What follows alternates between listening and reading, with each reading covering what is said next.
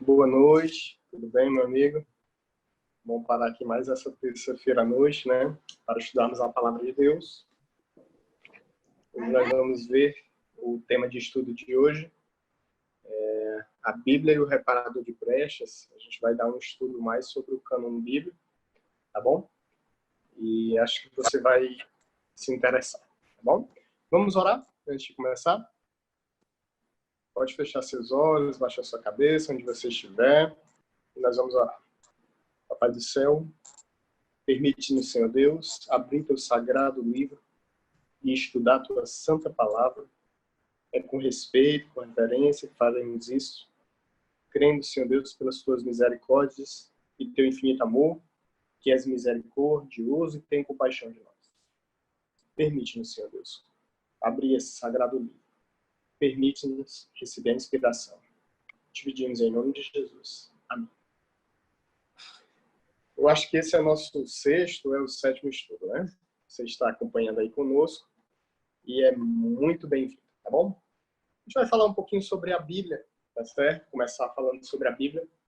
A Bíblia hoje ela é um objeto não tão apreciado como era antigamente, né? Pessoas já morreram por esse livro, já deram a vida por esse livro. Só que com a evolução, a vinda da escrita, com a chegada da imprensa, da gráfica, todo o material bíblico ele foi se difundindo, isso é uma bênção. E hoje você encontra a Bíblia de diversas traduções, Bíblia da mulher, Bíblia da família, Bíblia do esposo, Bíblia do ancião, Bíblia, diversas traduções aí, todo tipo, toda cor, todo jeito. Você tem a Bíblia online. Você hoje chegando em qualquer quarto de hotel, viajando aí por esse Brasil, quem já viajou, provavelmente quando chega nos quartos de hotel tem sempre aquela Bíblia, né? Graças ao trabalho dos Gideões, contendo o Novo Testamento ali para você olhar. Então a Bíblia hoje ela é difundida grandemente, né? Como que você chega a essa formação da Bíblia, né? A formação da Bíblia vem lá do Gênesis, né? Você para falar com Deus, você ora, você canta, você clama. E Deus, ele, para falar com você, uma das maneiras que ele usa justamente é a palavra de Deus, a maneira que ele fala com você, né? A escrita da Bíblia, né, a gente começa da primeira vez, da primeira citação onde Deus vai falando, né? É justamente em Gênesis, capítulo 1, no verso 28, Deus falando aqui, diz assim, ó, e Deus os abençoou, Gênesis 1, 28. E Deus lhe disse, frutifica e multiplicai-vos, e enchei a terra, sujeitai-a e dominai sobre os peixes do mar, sobre as aves do céu e sobre todo o animal que se move sobre a terra. Essa é a primeira vez que Deus vai falar com a raça humana, né? Deus vai diretamente falar com eles. Essa palavra que Deus vai emitir, ela vai com o tempo, de alguma forma, começar a ser escrita. Nós vemos nos tempos babilônicos aquela escrita cuneiforme, que era a escrita na argila. A escrita vai se aperfeiçoando, e chega ao momento de ser escrita em papiros, e ela vai se aperfeiçoando, e hoje nós temos aí a gráfica, né, com a impressão muito rápida da Bíblia. O interessante é que a maneira que Deus fala, né, através da Bíblia, ele é bem diferente dos deuses da mitologia grega, dos deuses pagãos. Os deuses pagãos, eles são deuses distantes, né, que vivem em uma atmosfera longe da terra e não gostam de entrar em contato com a raça humana. Você vê que o Deus que nós cremos, apresentado na Bíblia, ele não é um Deus distante. Ele é um Deus presente. Em Gênesis, ele desce, como nós acabamos de ler, e cria, dá vida. Em seguida, ele já diz, olha, faça isso, cresça e multiplique. Em seguida, após o homem pecar, ele já diz, eu vou vir e vou morrer. Então, Deus aqui, ele não é um Deus distante, né? Ele é um Deus presente. Você vê que lá em Gênesis, capítulo 3, no versículo 15, Deus já tinha dito que iria enviar seu filho, né, para nos visitar. Então, Deus, ele, no decorrer da Bíblia, ele é feito para ser presente. Deus não quer estar distante de nós, ele quer estar presente. Ao contrário dos deuses pagãos, né? Deus é um Deus presente. Ele diz que queria ser conhecido, vir ao mundo, se mostrar conhecido a todos, né? Deus, ele faz questão de escrever uma parte da Bíblia. Em Êxodo 25:16, você vai ver que Deus vai escrever com o próprio dedo. Em Daniel, aquela escrita, quando Belsazar está dentro lá de Babilônia, o anjo vai entrar e vai escrever com o próprio dedo. Então, Deus faz questão de participar da escritura bíblica, né? E vamos dizer, são esses detalhes que fazem a Bíblia um livro diferente dos outros livros. A Bíblia não é apenas um livro histórico, né? A Bíblia é um livro que tem poder, você vai ver isso. A Bíblia, ela sofre um processo de inspiração. Você abre a sua Bíblia aqui em 2 Timóteo, ó. Abrir aqui para você, ó. Esse texto é conhecidíssimo, eu vou abrir aqui por abrir. 2 Timóteo 3,16, esse texto é conhecidíssimo, você pode acompanhar. Ó, 2 Timóteo 3,16. Diz assim, ó. Toda a Escritura é divinamente inspirada e proveitosa para ensinar, para redarguir, para corrigir, para instruir em justiça. Ele diz, toda a Escritura é divinamente inspirada. Segundo Pedro, capítulo 21, diz que homens santos, inspirados por Deus. A gente tem que entender que essa inspiração é diferente da psicografia, né? Que acontece em reuniões espíritas, né? A psicografia, a pessoa perde os sentidos e começa a escrever. A inspiração que a Bíblia fala, ela é o sopro de Deus na pessoa, a inspiração de Deus na pessoa. Deus vai falar e a pessoa vai escrever. Ela não perde a autonomia dela. O processo de inspiração, ele é como se Deus usasse diferentes canetas para escrever. Então, Deus não tira a personalidade do escritor. Você vai ver que Mateus, ele tem a sua personalidade. Lucas mantém a sua personalidade na escrita, embora a inspiração seja coerente e nunca discordante uns dos outros. Esse é um detalhe. Mas Deus, ele não tira a autonomia de raciocínio da pessoa. Deus não tira, assim, a capacidade dela de escrever, sua forma de escrever. Você vê isso nas diferentes formas que Deus vai escrevendo, né? Embora a pessoa mantenha a sua linguagem, as palavras são inspiradas, escritas por Deus. A inspiração é o fôlego de Deus. Deus sopra o que a pessoa escreverá. Tá certo? A Bíblia, ela não é um livro comum, tá certo? E a gente tem que ter noção disso. 1 Tessalonicenses vai falar justamente isso. Ó. Você abre a sua Bíblia em 1 Tessalonicenses, capítulo 1, no verso 5. Diz assim, ó, porque o nosso evangelho não foi a voz somente em palavras, mas também em poder e no Espírito Santo e em muita certeza, como bem sabeis quais fomos entre vós por amor de Deus. Então ele diz assim, ó, não foi só em palavras. Não foi só em palavras, foi também o quê? Em poder. Então, apesar de ser um livro, esse livro, a leitura dele tem poder, né? O ler o livro pode nos transformar. Então, a prática da leitura bíblica, ela também nos transforma, tá certo? Ela tem poder conforme acabamos de ler. Ela tem uma influência silenciosa sobre o leitor. O leitor que está lendo recebe uma influência silenciosa sobre isso. No contexto bíblico, essa influência silenciosa, esse poder, essa inspiração, nós cremos que ele está contido no chamado cânon bíblico. Cânon bíblico é a união dos 66 livros que compõem a Bíblia. É a nossa atual Bíblia, né? Tá aqui a minha Bíblia aqui. Esse cânon bíblico, né, é como se Deus usasse esses diversos escritores, essas diversas canetas que ele usa, né, não tirando a personalidade daqueles escritores e juntasse. Tá certo? Na união da formação da Bíblia, do cânon bíblico, os primeiros sacerdotes, eles atribuíram alguns fatores antes de juntar um livro sagrado e dizer que aquele livro era sagrado. Eles passavam por um crivo, tá certo? Para ver se aquele livro era sagrado ou não. Eram diversos os parâmetros que ele anotava. Se a fonte escritora era coerente, se o que estava escrito não era discordante, e eles iam juntando assim o cânon bíblico até chegar hoje ao nosso cânon, que é hoje de 39 livros no Antigo Testamento e 27 livros no Novo Testamento, tá certo? O cânon bíblico, se a gente levar em consideração como é que ele vem se formando, o próprio Deus vai dar ordem para formar o cânon bíblico, que é a união dos livros.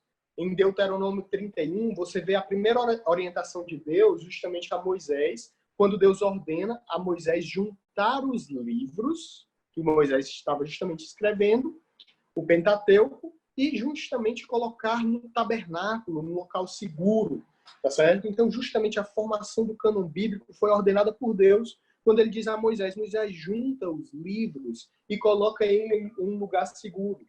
Então, aí nós já temos o início da Bíblia sendo formada por ordem divina. Ele dizendo para Moisés, juntar os livros e colocar em um local seguro. Em seguida, ao Pentateuco, nós vemos o livro de Josué, onde ele vai ser acrescentado e somado. Então, nós temos agora os 5 livros e temos um livro de Josué, que vai ser acrescentado esse livro, né? Justamente pós Moisés, foi justamente o que substituiu Moisés. Em seguida, nós vamos ter a escritura dos reis, de Samuel e crônicas, através do profeta Samuel, através do profeta Gade e através do profeta Natan. Então, após Josué, nós temos os 3 profetas, né? E nós vamos ter agora também Davi, vai escrever os Salmos, né? 73 Salmos. Nós vamos ter Salomão escrevendo poesias e provérbios.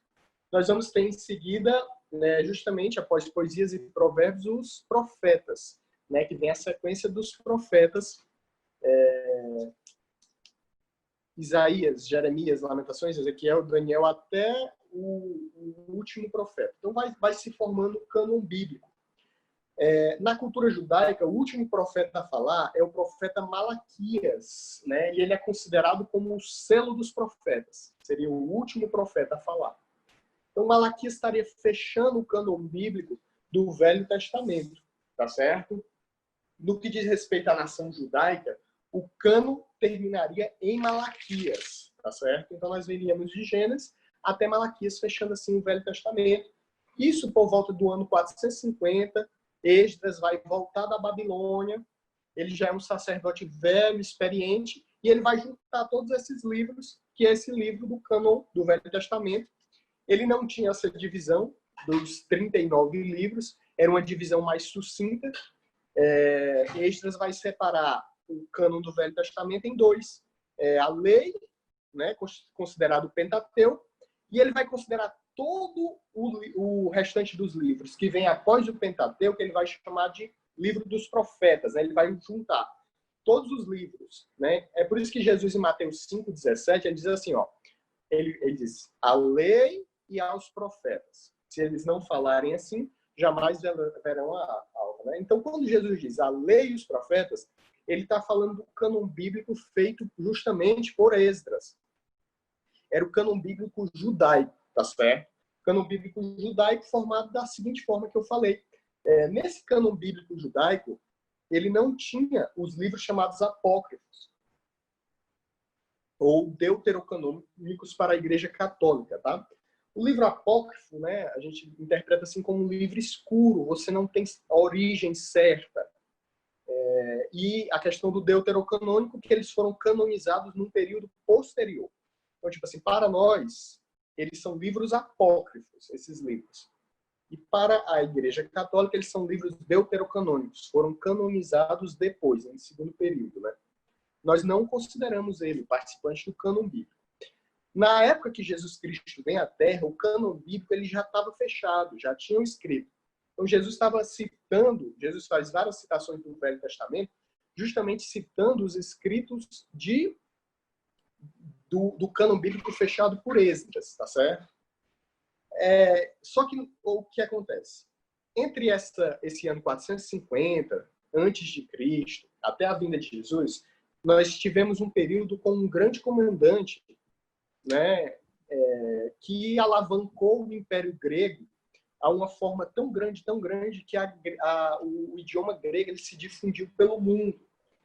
E foi quando, no ano 200 a.C., tá certo? Justamente aí, no século III, nós vamos ter a formação de outro cânon bíblico, que é a chamada Bíblia grega, né? A Septuaginta, tá certo? Essa Bíblia, segundo a tradição, ela foi feita para ficar na Biblioteca de Alexandria, né? Essa biblioteca ela é uma biblioteca muito grande, que tinha aproximadamente 500 mil manuscritos. Então, a tradição conta, né, que Filadelfo, rei do Egito, entre 281 a 246, ele foi persuadido pelo bibliotecário de Alexandria, que apelou ao sumo sacerdote de Jerusalém para obter uma tradução da Escritura Sagrada. E é nesse momento que eles vão acrescentar alguns livros que justamente nós não temos eles como canonizados, justamente porque esses livros foram canonizados na formação da Biblioteca de Alexandria.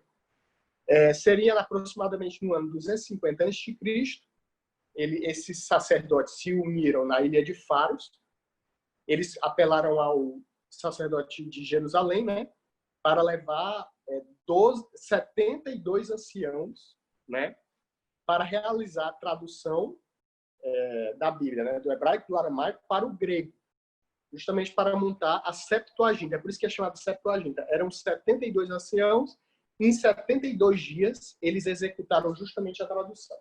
A gente vai entrar numa série de problemas nesse sentido de aceitar essa tradução, tá certo? Primeiramente, Romanos capítulo 3,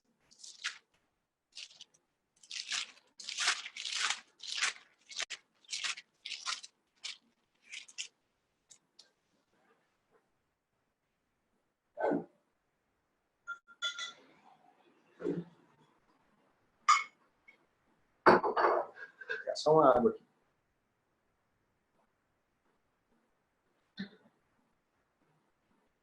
Romanos capítulo 3, verso 1 e 2, ele vai falar assim, ó: qual é, pois, a vantagem do judeu?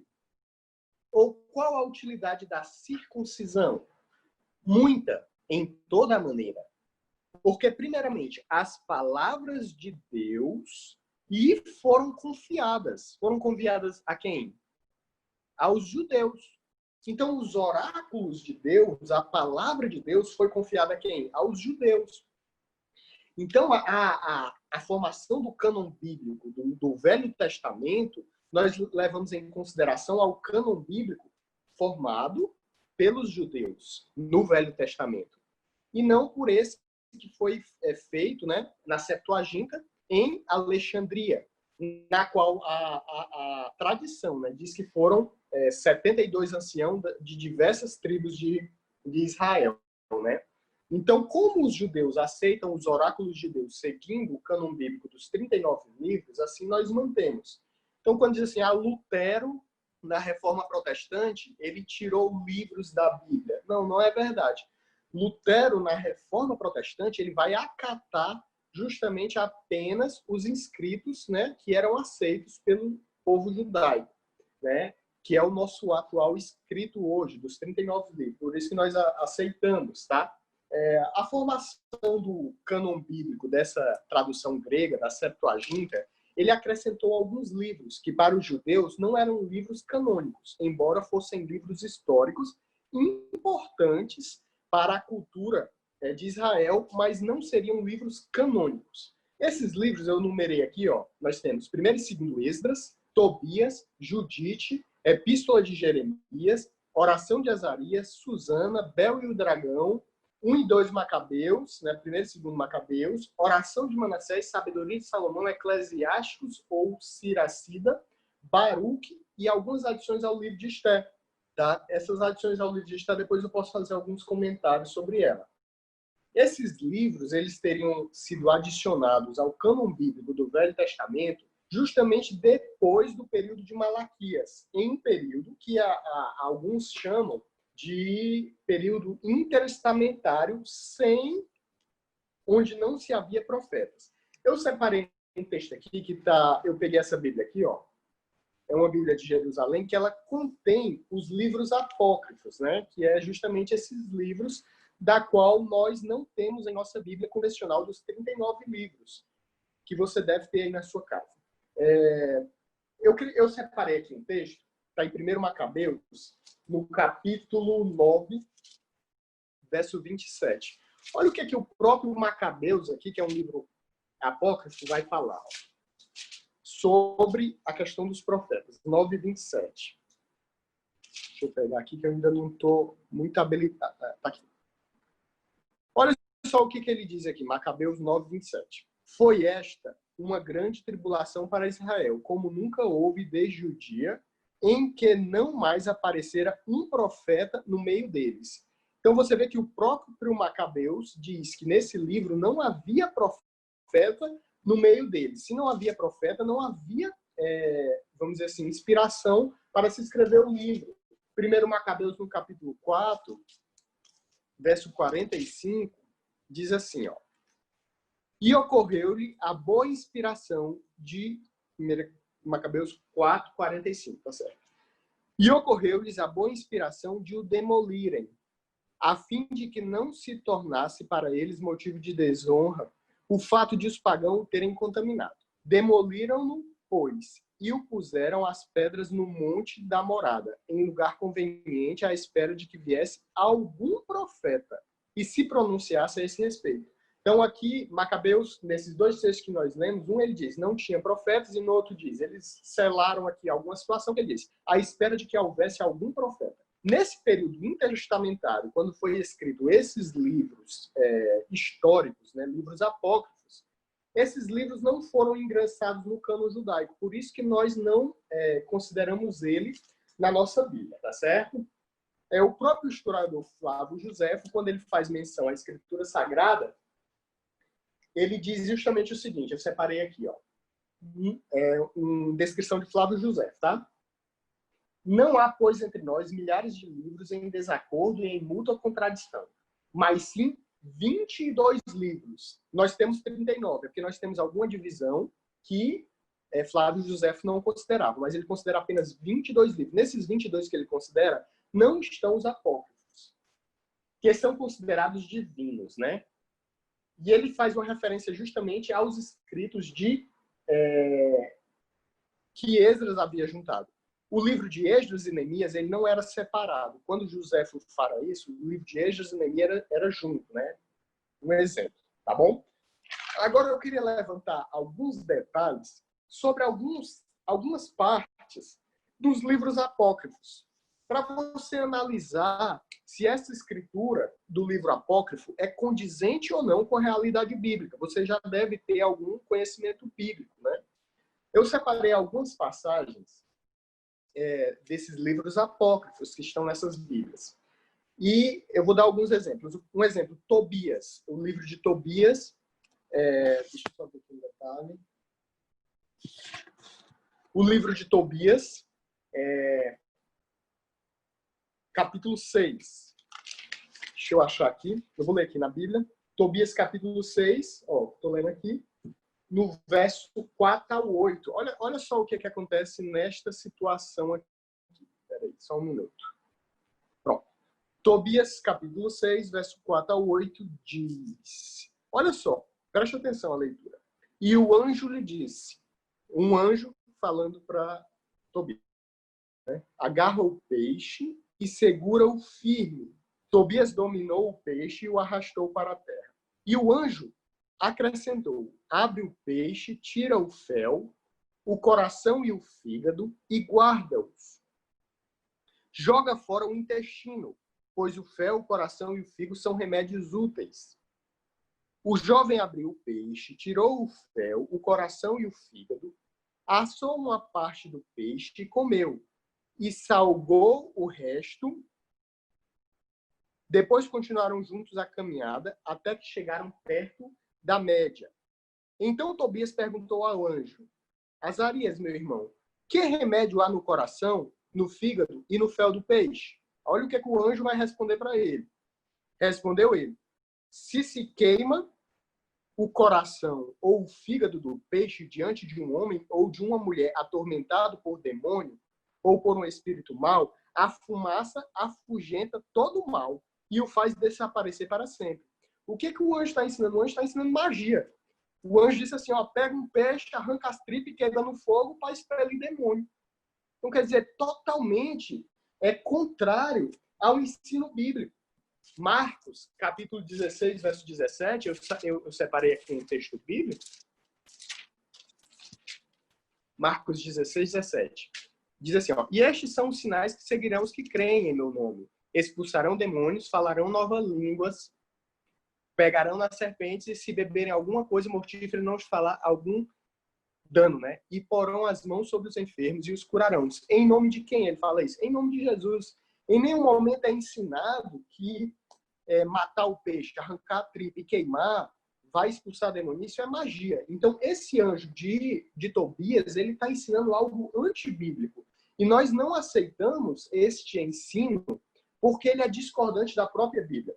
Eu separei outro texto aqui, está em Tobias também, no capítulo 12, no verso 9. Olha que interessante aqui, ó. Tobias 12, 9. Eu vou ler aqui. Tá certo?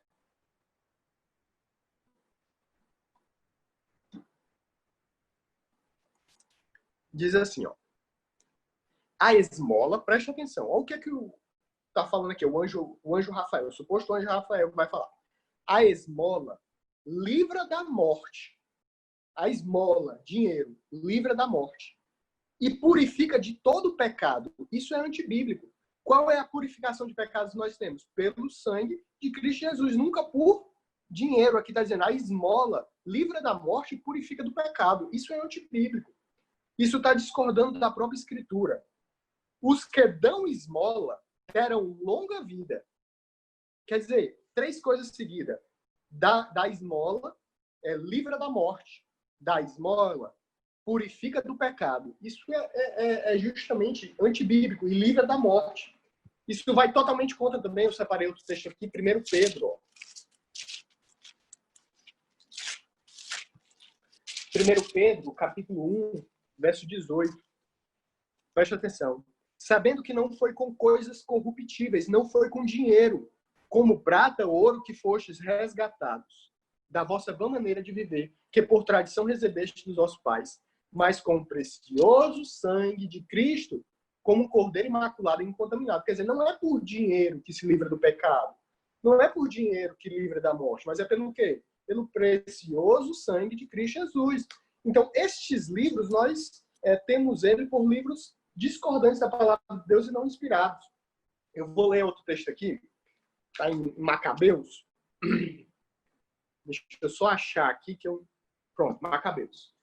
No 2 Macabeus, capítulo 12.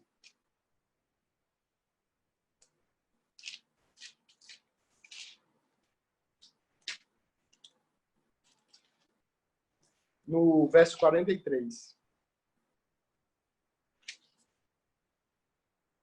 Diz assim, ó, 43 ao 46. Depois, tendo organizado uma coleta, enviou a Jerusalém cerca de 2.000 dracmas de prata, a fim de que se oferecesse um sacrifício pelo pecado. Agiu assim absolutamente bem e nobremente, com o pensamento na ressurreição. De fato, se ele não esperasse os que haviam sucumbido iriam ressuscitar, seria supérfluo e tolo, preste atenção o que vamos dizer aqui, ó. Seria supérfluo e tolo rezar pelos mortos. Olha só o que disse aqui em 2 Macabeus 12, 43 e 40 ao 46. Ele está ensinando a rezar pelos mortos. Isso é um ensino antibíblico também. Eu separei outro trecho aqui, está em João.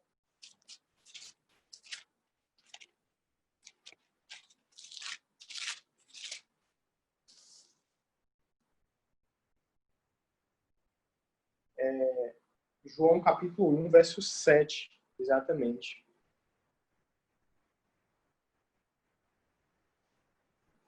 Esse texto aqui eu não peguei. Está errado aqui.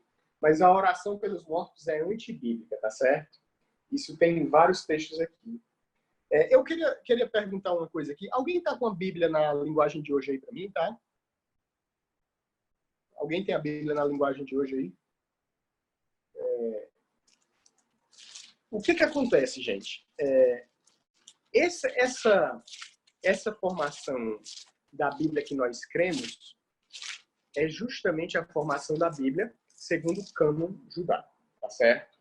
Deixa eu ver quanto tempo eu ainda tenho aqui. Vou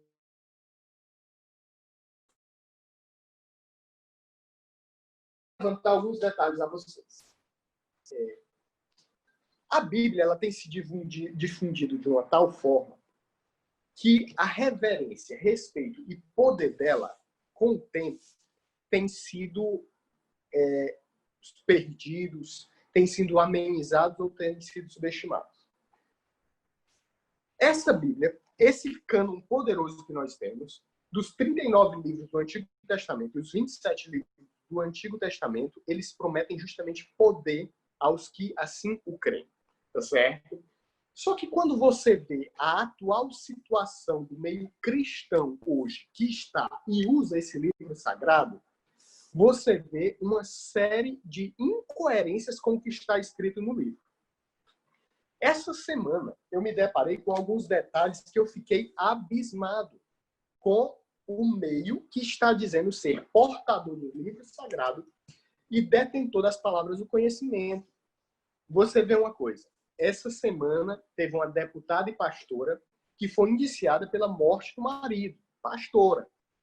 Nós tivemos em Recife, agora há pouco tempo, um pastor acusado de violência e abuso. Nós tivemos essa semana agora, há pouco tempo também, um padre em Goiânia que foi acusado de desviar dinheiro. Nós tivemos um pastor no Espírito Santo que é indiciado por matar os seus filhos queimados. E eu fico pensando, onde está, o que as pessoas têm feito com o poder advindo deste livro, né? Esse é o grande detalhe que a gente levanta hoje. Mas essa questão do desrespeito a essa palavra que nós lemos, desse cânon bíblico de 39 livros e de 27 livros, ele foi profetizado pelo profeta Isaías. Na finalização do nosso estudo de hoje sobre a palavra de Deus, eu queria entrar justamente nessa questão, no nosso papel em meio a essa situação. Você pode abrir a sua Bíblia em Isaías 58, verso 12. E antes eu queria ler um texto aqui, só para encerrar essa questão das Bíblias, tá? Em Efésios. Olha, vou dizer, nós vimos justamente nesse estudo que a formação do cânon bíblico, ela é formada em fase anterior ao ingresso dos livros apócrifos. Entretanto, houve uma passagem atual que as versões bíblicas elas têm se adaptado a uma chamada tradução na linguagem de hoje. E essa tradução na linguagem de hoje, ela começa a tirar a reverência do que fora antes escrito pelo próprio Deus, inspirado por ele. A linguagem eloquente, a linguagem culta e, acima de todo, o princípio nele contido. Eu não estou aqui com a Bíblia na linguagem de hoje, porque eu queria ler um texto aqui, falando sobre Cristo e sua morte na cruz. Olha o que diz a minha Bíblia. Minha Bíblia, tradução, João, a Anne aqui disse que tem a Bíblia na linguagem de hoje.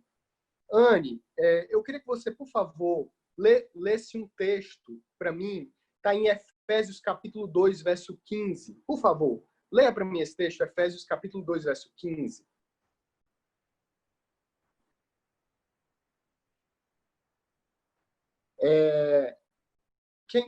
Quem está com a Bíblia aqui pode ler esse texto para mim? Efésios capítulo 2, verso 15. A Bíblia na linguagem de hoje. Posso ler agora? Pode ler. Efésios 2, 15. Ele acabou com a lei, juntamente com os seus mandamentos e regulamentos, e dos dois povos formou um só povo. Olha só o que ela acabou de ler nessa e Bíblia. unido com ele. Foi assim que ele trouxe a paz. Olha só, vocês entenderam o que ela acabou de ler? Ela falando sobre a morte de Jesus na cruz, ela diz, ele acabou com a lei, juntamente com os seus mandamentos e juntamente com os seus regulamentos. Ele vai acabar com 3 coisas. Lê novamente, por favor. Por favor, lê novamente. Ele acabou com a lei, juntamente com os seus mandamentos e regulamentos. E dos 2 povos formou um só povo, novo e unido com ele. Foi assim que ele trouxe a paz. Olha só, o que ela leu aí, ele acaba com 3 coisas. Acaba com a lei, acaba com os mandamentos e acaba com os regulamentos. Olha só o que diz na minha Bíblia, João Ferreira de Almeida corrigida. Efésios capítulo 2, verso 15. Na sua carne, Cristo desfez a inimizade, isto é, a lei dos mandamentos que consiste em ordenança. Quantas coisas ele aboliu aqui? Uma, a lei do mandamento que consiste em ordenança. O que é isso? É uma coisa. Na leitura dela, ela leu, ele acabou com a lei, acabou com o mandamento e acabou com as ordenanças. Na leitura que ela fez, ele está abolindo 3 coisas. Na minha leitura, ele está abolindo o quê? Uma coisa. Lei do mandamento que consiste em ordenanças. Uma referência direta à matança do cordeiro, na sua carne, na carne de Cristo.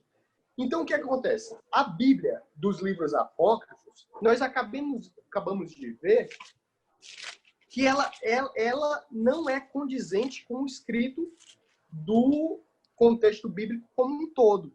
E nós acabamos de ler que a Escritura Sagrada ela está passando para outro ponto, como essas Bíblias da linguagem de hoje, que tem alguns textos que são incoerentes com o próprio texto bíblico, como nós acabamos de ler. Só um detalhe aqui para acrescentar. Quando você vai estudar as 7 igrejas do Apocalipse, os 7 períodos históricos que a igreja viveu, você chega a um momento que você passa pela igreja de Éfeso, que é uma igreja pura, santa, imaculada, que vai do ano 31 ao ano 100, a morte do último apóstolo. Eu estou resumindo, eu não estou entrando nesse assunto. Você vai entrar na segunda igreja, que é justamente a igreja de Esmirna. Esmirna, aquela plantinha que para exalar um cheiro suave tinha que ser machucada. Nós vamos entrar no período de perseguição de Roma sobre os cristãos, no ano 100 até o 313, que é o final da perseguição ali, com o edito de, se eu não me engano, o edito de Milão, que dá uma trégua à perseguição aos crentes. E a gente vai entrar na igreja de Pérgamo, né? Que a palavra Pérgamo significa elevada. A igreja vai sair daquele período de perseguição e vai entrar num período de exaltação, né? Ela vai entrar num período de entrar nas cortes, né? É quando o evangelho começa a penetrar ali no meio dos imperadores, né, romanos, tá? E como é que Jesus introduz a sua mensagem à igreja de Pérgamo, né? Ele diz assim, ó, Apocalipse 2, verso 12. Isso eu estou pincelando só para falar rapidamente, não é nem esse assunto para estudar. E ao anjo da igreja que está em Pérgamo, né? Esse período que a igreja estava saindo do período de perseguição, ninguém quer perseguição, ninguém quer sofrer perseguição. E agora a igreja tinha a oportunidade de estar nos palácios. Jesus introduz assim na igreja, ó. E ao anjo da igreja que está em Pérgamo escreve: isto diz aquele que tem a espada aguda de 2 fios. Então, quando Jesus vai se dirigir a essa igreja de Pérgamo, ele diz assim, ó, eu tenho uma espada aguda de 2 fios. Apocalipse capítulo 1, verso 16 diz também, e ele tinha na sua destra 7 estrelas, e da sua boca, da boca de Jesus, saía uma aguda espada.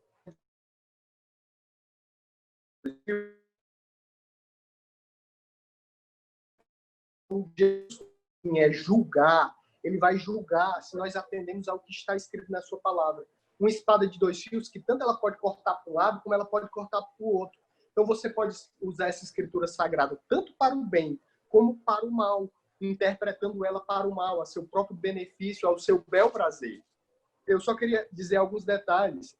Nós vimos como inicia, tá certo? Agora, como é que vai encerrar esse escrito sagrado? Olha só o que diz Apocalipse 22, verso 18. Ó, porque eu testifico a todo aquele que ouvir as palavras da profecia deste livro. Presta atenção, ó. Que se alguém acrescentar alguma coisa, Deus fará vir sobre ele as pragas escritas nesse livro.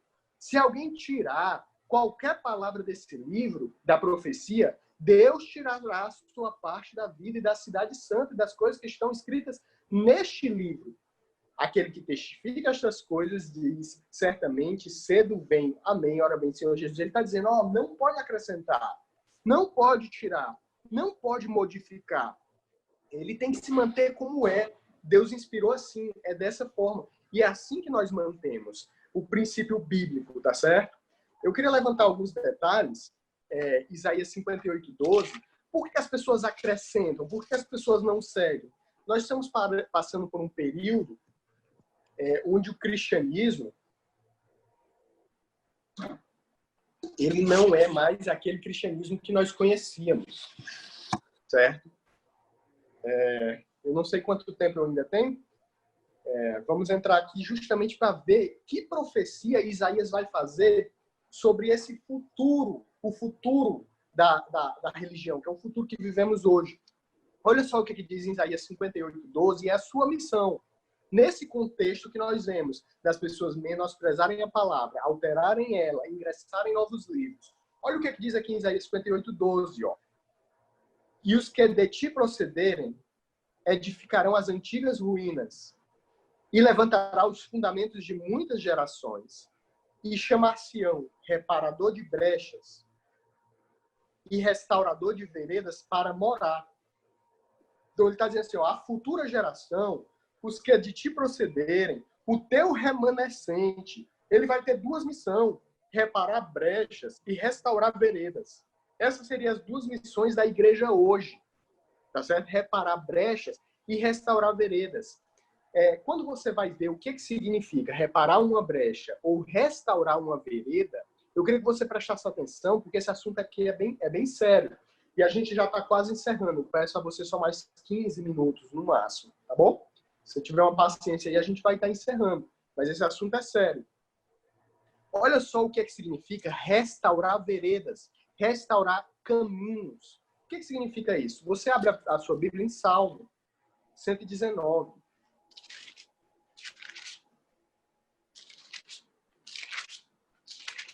O que Deus está chamando para a última geração fazer?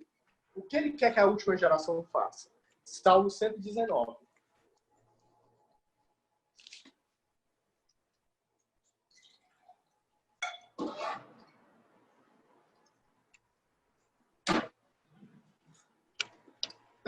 Olha o que diz aqui no verso 1. Eu vou só reforçar aqui para não deixar esquecido, tá bom? A última geração foi dito que ela teria uma missão de executar duas coisas.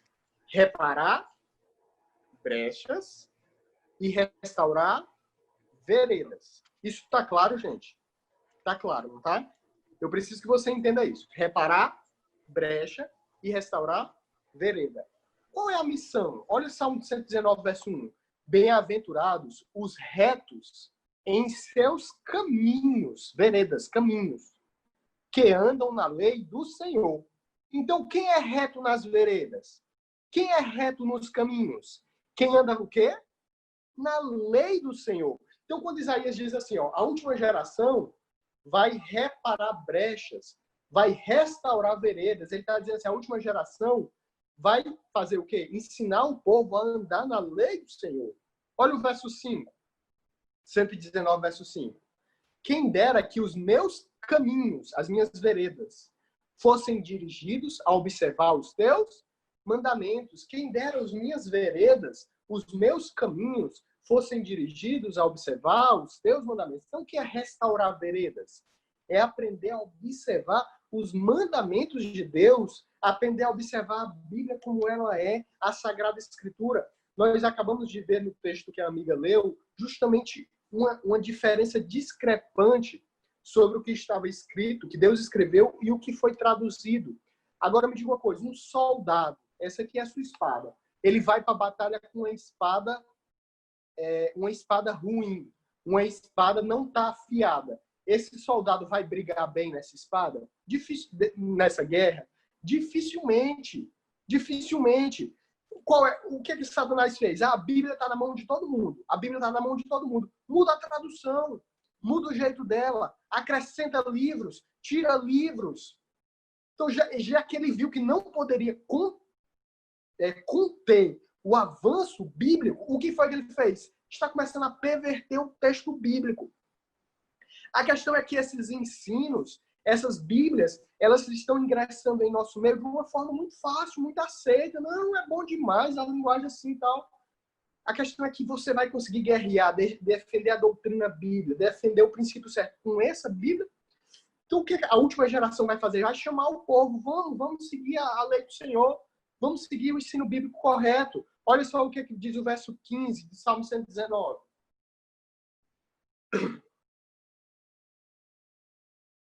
Diz assim, ó, meditarei nos teus preceitos e terei respeito aos teus caminhos. Quer dizer, eu vou meditar nos teus preceitos e vou ter respeito aos teus caminhos. Então, quando ele diz assim, ó, a última geração vai restaurar veredas, ele diz assim, a última geração vai chamar o povo para andar na lei de Deus, para andar em caminho reto, para andar em caminho limpo. Tá entendendo, gente? Só que ele diz que a última geração faria 2 detalhes. Ele repararia brechas e restauraria veredas. E o que é essa brecha que ele chama? Abra a sua Bíblia em Isaías, capítulo 30. Eu tô com um pouco de dor aqui no ombro, é por isso que de vez em quando eu faço movimento aqui, tá?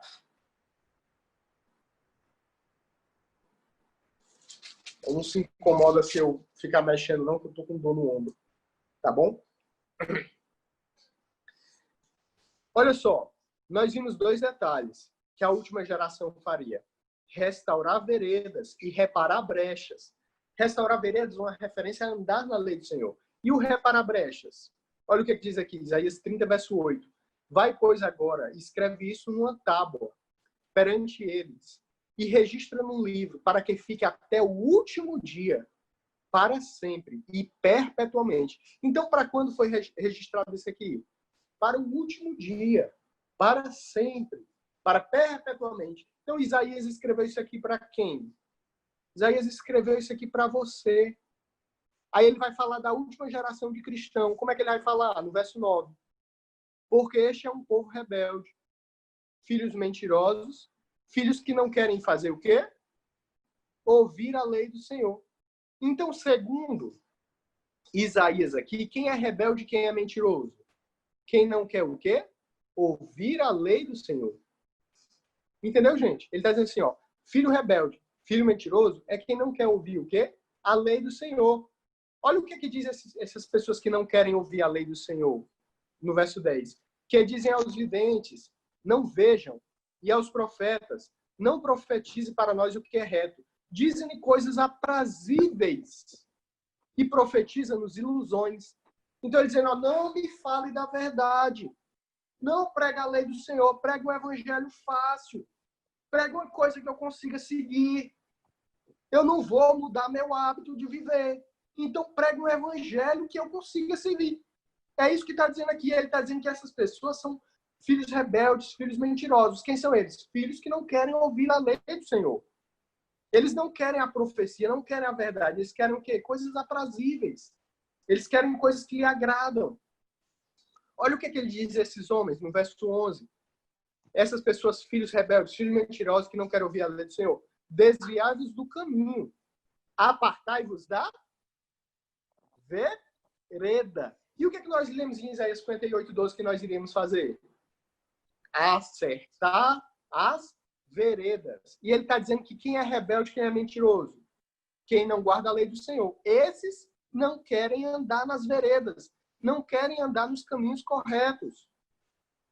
Olha aqui o que eles dizem no final do verso 11. Fazei que o Santo de Israel cesse de estar perante nós. Eles não querem a presença de Deus, do Espírito Santo.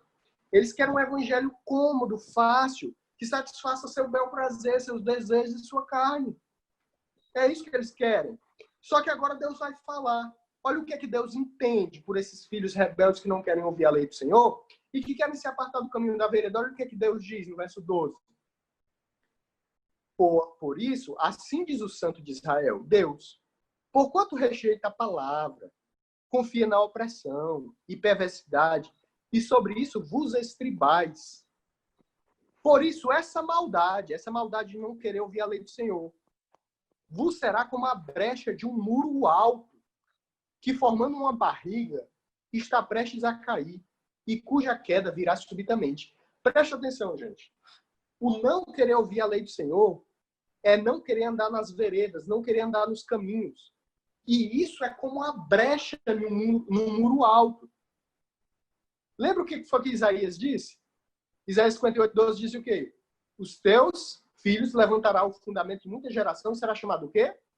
Restaurador de veredas e reparador de brechas.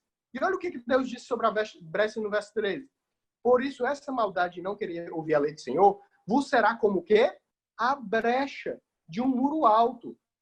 Ou seja, o não querer guardar a lei do Senhor, o Espírito de Profecia diz que a lei do Senhor é como um muro de proteção contra o quê? Contra o pecado. Isaías 56 diz também que a lei de Deus é como um muro de proteção contra o pecado. Já eu leio esse texto. Então ele está dizendo assim, não querer guardar a lei do Senhor é a brecha de um muro. Você já viu um muro alto? Ele tem um buraco no meio? Já viu? Pois é, ele está dizendo assim, ó, esse muro de proteção contra o pecado, ele está sendo o quê? Desprezado. Tá bom? Agora vamos ver o que acontece com a brecha desse muro alto. Aqui diz que ele está formando uma barriga. Olha o que diz aqui no final do verso 13. Está formando uma barriga. Está prestes a cair. E cuja queda vem de repente. Num só momento. Então esse muro alto está formando o quê? Uma barriga que está prestes a cair. Cuja queda vem de repente. Vocês já andaram assim, viram um muro, quando ele está pendendo, que ele fica meio torto assim, formando uma barriga? Ele está dizendo que essa vontade de não guardar a lei do Senhor é justamente essa brecha no muro alto. Abra sua Bíblia em Ezequiel, capítulo 13. Ezequiel, capítulo 13.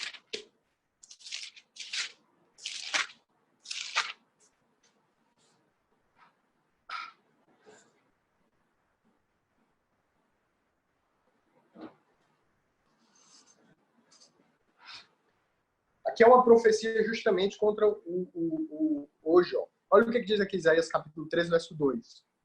Filho do homem, profetiza contra os profetas de Israel, que profetiza e diz aos que só profetizam de seu coração, ouvi a palavra do Senhor. Verso 4. Os teus profetas de Israel são como raposas no deserto. Preste atenção. Preste atenção agora. Verso 5. Não subistes as brechas, nem reparastes o muro para a casa de Israel, para estardes firmes na peleja do dia do Senhor. Ele está dizendo que os profetas não subiram as brechas e nem repararam os muros, para a casa de Israel estar firme na peleja do dia do Senhor. Qual é a missão nossa? Reparar brechas e restaurar o quê? Veredas. E ele está dizendo que os falsos profetas não repararam o quê? As brechas. A voz vai começando a falhar. Tá certo? Olha só o que diz aqui no verso 9. A minha mão será contra os profetas que veem vaidade e que adivinham mentira. Não estarão na congregação do meu povo, nem nos registros da casa de Israel se inscreverão, nem entrarão na terra de Israel. E sabereis que eu sou o Senhor Deus. Porquanto ando enganando o meu povo, dizendo paz, não havendo paz. Preste atenção agora. E quando edificam uma parede, e eis que os outros a cobrem com argamassa não temperada. Preste atenção, gente. Quando o pedreiro é ruim e ele faz uma parede torta, a parede está caindo, o que o pedreiro diz? Eu tiro o defeito no reboco. Essa argamassa aqui é reboco. O que esses profetas estão fazendo? Estão construindo um muro que é não guardar a lei de Deus, que está torto, está falho. E eles estão fazendo o quê? Cobrindo com reboco, argamassa. Não, o defeito eu tiro no reboco. Essa parede aqui está sendo coberta com reboco. Essa parede de não querer guardar a lei de Deus. Tá certo? Agora eu queria levantar 2 detalhes com vocês. O que é esse reboco? O que é esse reboco? Olha só o que diz o verso 15, Ezequiel 13:15. Assim cumprirei o meu furor contra a parede, e contra os que a cobriram com argamassa, que é o reboco, não temperado. E vos direi, já não há parede e nem existe os que a cobrirem. Deus está dizendo, eu vou punir os que estão construindo essa parede torta. Ezequiel 22. O que é esse reboco? O que é esse reboco? Ezequiel 22.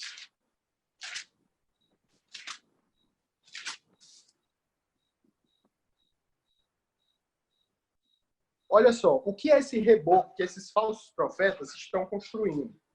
Ezequiel 22, verso 23. Amém, gente? Eu vou ler. E veio a minha palavra do Senhor dizendo, filho do homem, diz-lhe, tu és uma terra que não está purificada e que não tem chuva no dia da indignação. Verso 25. Conspiração dos seus profetas há no meio dela, como um leão que ruge, que arrebata a presa. Eles devoram a alma, tomam tesouros e coisas preciosas, multiplicam as suas viúvas no meio dela. O que é que esses falsos profetas querem? Dinheiro. Não é abnegação. Eles estão atrás do quê? Tomar tesouro e coisas preciosas. Ele está profetizando que a última geração, os profetas, falsos profetas, queriam dinheiro, não queria abnegação. Olha só quais são as 5 coisas que eles cobrem com reboco. Nós vimos que não guardar a lei de Deus é como a brecha de um muro alto que está formando uma barriga que está para cair. E os falsos profetas estão cobrindo isso com reboco. Para dizer, não precisa guardar os 10 mandamentos, não. Já foi abolido, vai pela tua cabeça. Vai, para tu ver. O coração do homem é mais enganoso que todas as coisas. Quem o conhecerá? Vai pela tua cabeça para tu ver. Onde é que tu vai parar? Lá no Ezequiel, capítulo 22, verso 26, diz assim, ó. Os seus sacerdotes violam a minha lei, profanam a minha coisa santa, não faz diferença entre santo e profano, nem discerne o impuro do limpo, dos meus sábados escondem os olhos. São 5 coisas que esses profetas estão cobrindo. Olha só o que diz o 27. Os seus príncipes no meio dela são como lobos que arrebatam a presa para derramar sangue, para destruir as almas, para seguirem a avareza, ganância, egoísmo, dinheiro. Presta atenção, 28, parte mais importante. Os seus profetas têm feito para eles cobertura de quê? Argamassa. O que é isso? O reboco que nós acabamos de ler. O que é o reboco? Violenta a minha lei. Verso 26. Não quer saber da lei de Deus. Profana as coisas santas. Aceita qualquer música, qualquer som, qualquer roupa, qualquer jeito. Não faz diferença entre santo e profano. Tanto faz. Deus aceita todas as coisas. Não discerne o impuro do puro. Pode comer qualquer coisa. Deus purificou toda a comida. Não faz diferença entre o puro e o impuro. E dos sábados, esconde o quê? Os olhos.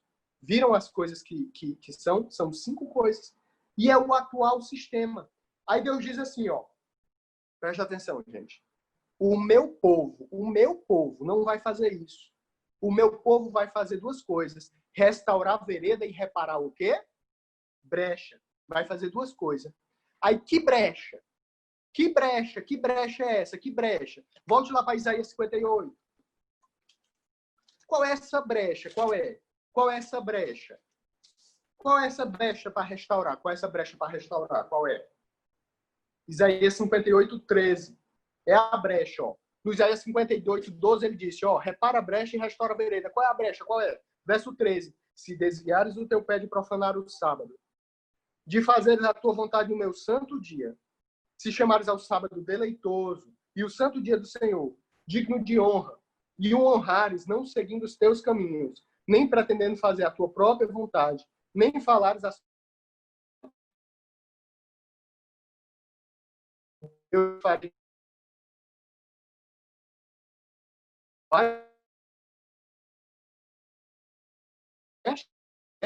o sábado. Reparar a lembra de guardar o sábado, porque esse será um ponto de toque. No capítulo 56 de Isaías, olha o que ele diz aqui, ó. Ele vai falar dos gentios que se chegam para guardar o sábado do Senhor. O que ele diz aqui em Isaías 56:1? Assim diz o Senhor: guardai o juízo e fazei justiça, porque a minha salvação está prestes a vir e a minha justiça prestes a se manifestar. Quem é essa salvação que vai chegar? Quem é essa justiça que vai chegar? É o Messias. Então o Messias está dizendo assim, ó, faz o que é reto, porque o Messias está para chegar. A salvação é Jesus. O que é que, quando Jesus vai ser apresentado no templo, o que Zacarias diz? Os meus olhos já viram o quê? A tua salvação. Jesus Cristo é a salvação. Aí o que ele diz assim, ó, verso 2. Bem-aventurado o homem que fizer isso, e o filho do homem que lançar a mão disto, que se guarde de profanar o sábado e guardar a sua mão de fazer algo mal. Verso 3. E não fale o filho do estrangeiro que se houver unido ao Senhor, dizendo, certamente o Senhor me separará do seu povo. Nem tampouco diga o eunuco, eu sou uma árvore seca. Ou seja, não diga o estrangeiro que estiver chegando, o gentil de fora, a pessoa de fora. Quando ela chegar, não diga, eu não pertenço ao povo de Deus. Verso 4. Porque assim diz o Senhor a respeito dos eunucos, não judeus, que guardam os meus sábados e escolhem aquilo que me agrada e abraçam a minha aliança. Que aliança? A nova aliança, depois da salvação ter chegado, que é a representação de Cristo Jesus. Aí o que ele chama desses que chegaram para guardar o sábado? O que ele diz, ó, no verso 5? Também lhes darei na minha casa e dentro do meu muro. Ele disse que os gentios que se chegam para guardar o sábado serão guardados dentro do quê? Do muro. E nós vimos que a última geração seria chamada reparador de brechas e restaurador de veredas.